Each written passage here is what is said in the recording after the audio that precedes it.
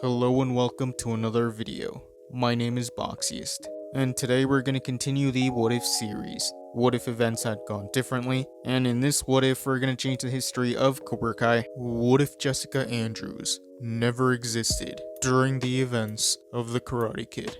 So in this timeline, Jessica would never be born, and the events of the Karate Kid would continue. Daniel would still move to the valley in this timeline, and he would still be picked on by Johnny. Those events would stay the same. Mr. Miyagi would still train Daniel in this timeline. Daniel will still learn Miyagi-Do, and the events of the Karate Kid would continue. The night of the All Valley, Daniel will still fight Johnny, and he would still defeat him using the crane kick. And the events of Karate Kid 2 would still happen in this timeline. Daniel and Mr. Miyagi would still go to Okinawa, and Daniel will still fight Chosen. Those events would carry on.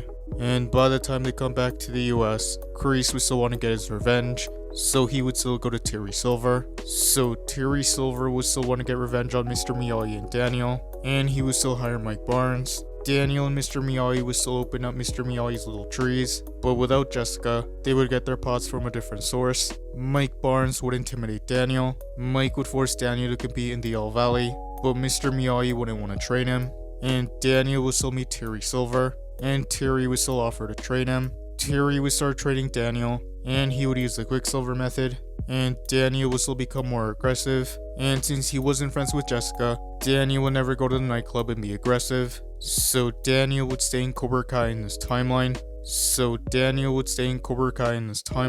And he would continue training with Terry.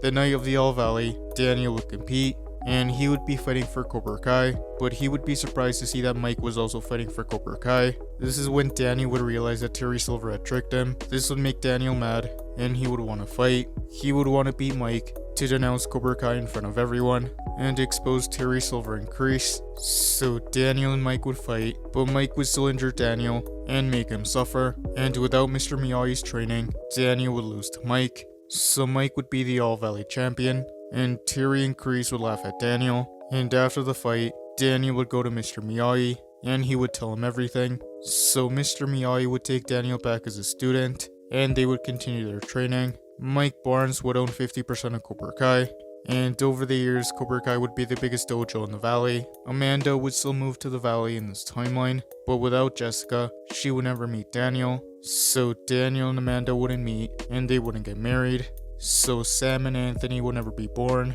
And that is where I'm gonna end this What If. Thank you guys for watching. What do you guys think would have happened if Jessica Andrews never existed during the events of the Karate Kid? Let me know in the comments below. YouTube lets me know that the majority of you are not subscribed, so if you guys could subscribe, that would be much appreciated. Thank you guys for watching. Make sure to like this video, subscribe, and turn on post notifications. And I'll see you guys next time.